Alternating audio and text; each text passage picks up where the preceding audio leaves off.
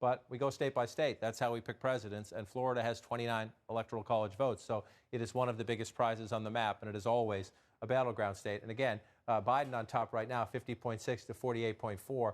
In Florida, they call that a blowout. It's about a point and a half, but that's what it's. So we got a long way to go still. And again, three big parts of the state. Democrats need their votes here. This is where close elections are settled, and we're waiting to see what happens up here. And again, you see some trouble signs for both candidates. So we're still going to watch the votes. We have 72% of the estimated vote.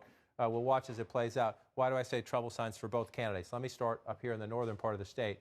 Duval County, very close. Joe Biden on top, 52 to 47. If you round it, 5 points there. It's about shy of 40,000 votes there. But again, if you go back in time, President Trump carried this. Not by a lot, but in a state that is so close, the small margins in the big counties. This is the seventh largest of the 67 counties. So you're looking for the bigger counties where the votes are to see what the margins are. Let's just check over here, Leon County in Tallahassee. That's 2016. You come up here, Joe Biden, but very early in a place we expect him to win, the state capitol, government workers, unions. We expect him to win. So let's come down here again.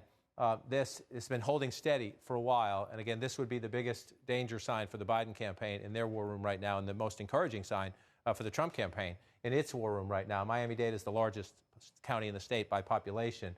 You get about 13.5% of the vote, depending on how the turnout goes right there. And you see, 54-45. In most states, you'd think that's a good win, but not in the state of Florida because it's so complicated and big. The Democrats need a bigger margin here. Again, the Clinton comparison, 64%, 624,000 votes. She lost the state, remember. She ran it up in Miami-Dade. The Clinton campaign was happy with this. They thought they did a pretty good job there, but she lost the state. You see the 624,000 for Hillary Clinton. Joe Biden running below that total right now.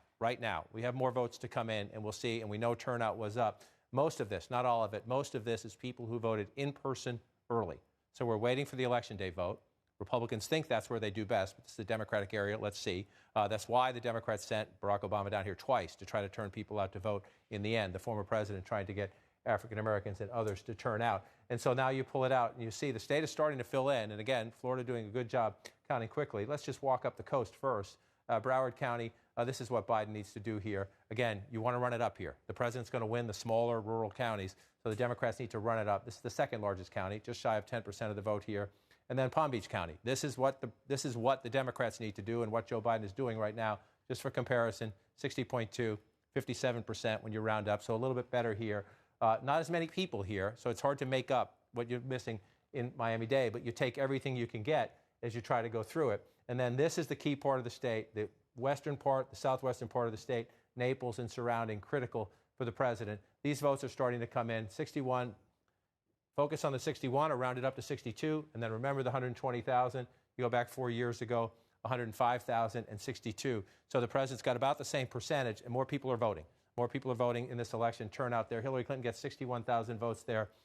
Joe Biden getting more votes, more votes because of the increased turnout this year, which is a good thing in every state. The more people who play, the better for our democracy. But so then you want to come up here, and again, Orlando.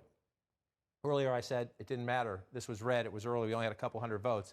Big chunk of votes has come in here. Joe Biden at 64, the president at 35, 341,000 votes. Let's go back and take a look. Again, so Joe Biden has already passed Hillary Clinton's vote total, 60% there, 64% there. That's how you win a close race in Florida. Doesn't mean it's enough, especially if you have to offset Miami-Dade. But the Orange County here, you think of it as Orlando. This is more and more by the day suburban.